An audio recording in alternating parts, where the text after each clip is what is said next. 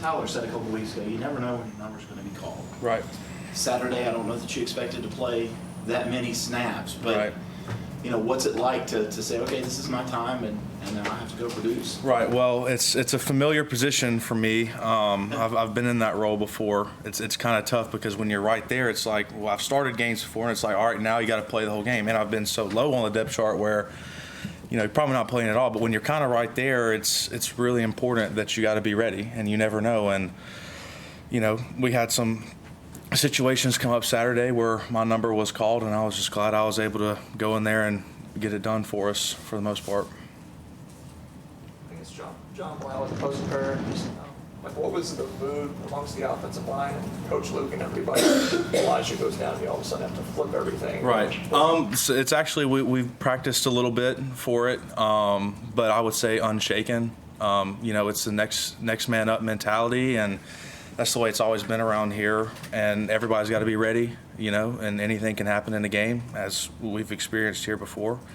But Coach Luke was ready, we were all ready, and we were just glad we could get it done. Chapo Fowler with the state. Coming back for this year, what's it been like for you? Obviously, it wasn't something you were totally sure about, right. And the opportunity emerged and right. played on the stretch. What's kind of this final? First of all, I'm really thankful that I was able to have the opportunity to come back. Something I don't take for granted. I'm really proud of this team. I really feel like this is probably the closest team we've had in my 5 years of being here. Defense, offense, special teams, everybody just kind of fighting for each other. And, the locker room's so much fun. We just really are one. So that'd be the biggest highlight, I think. And But yeah, I'm just really thankful I was able to come back for another year, and glad I'm able to contribute in whatever's asked me to do. So. What was your vantage point of the Cade game-winning touchdown run? Oh, that's crazy. I don't know if you can see it, but all the we're in a 2-minute drive there, and it's kind of we don't have. I think we didn't have any timeouts, did we? Maybe one or something, but we were ready. Kick a field goal, tie it, touchdown wins it, right? So. He breaks it, and the offensive line's kind of getting back to the hash because we're we got to get set and get ready to go. And so he breaks that final guy, and you just see everyone just go nuts and start sprinting down there. It was, what a play by Cade. Shout out to Ryan Linthicum on that. He changed the call at the very last second, got us in a better protection, and we slid it right to where they twisted, and it was perfect. But shout out to Cade on that play, man. That was a play.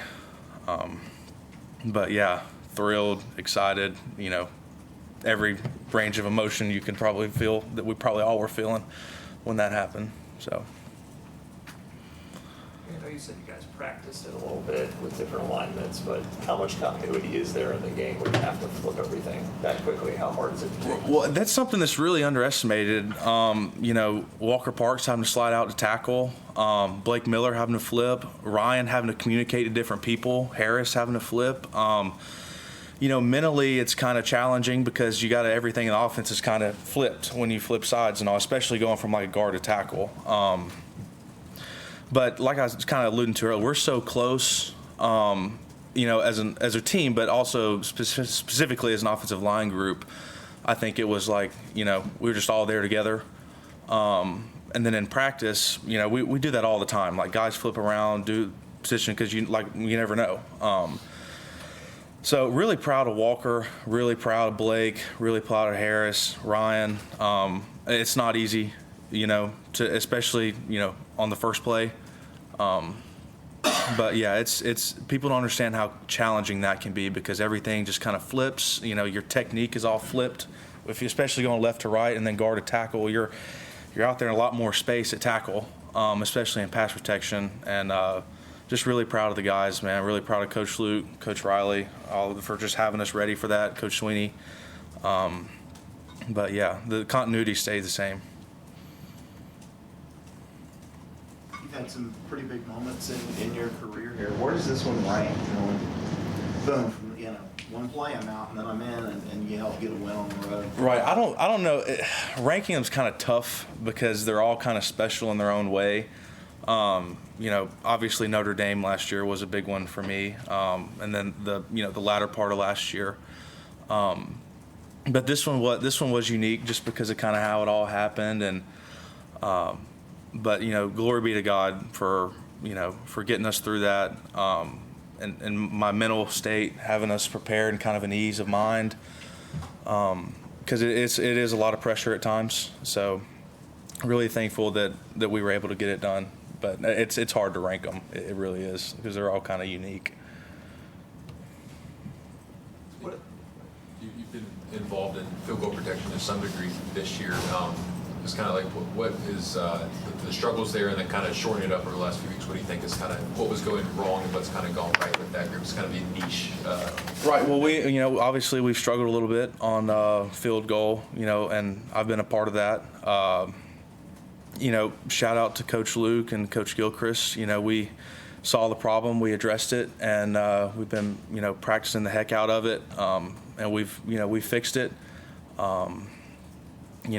But that was another situation where guys just got to be ready. You never know.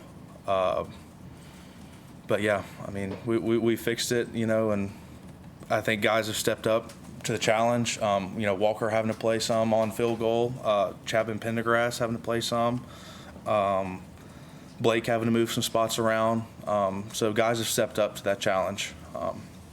So yeah. What is practice like right now? Coach Sweeney was saying there's 9 offensive linemen now. Like, how are you guys even getting through? Right. Well,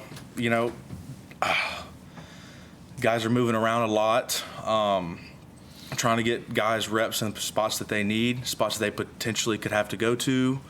I'd say for the most part, offensive line-wise, everybody knows what to do and knows kind of the whole, group. But, we've got, is it really 9? 9? Yeah, 9. Well, I don't know. We'll find out today, though. I'm not really sure how practice. Guys like long-term. Oh yeah. That's true. Okay. Yeah, I guess to answer that question, I'll find out today.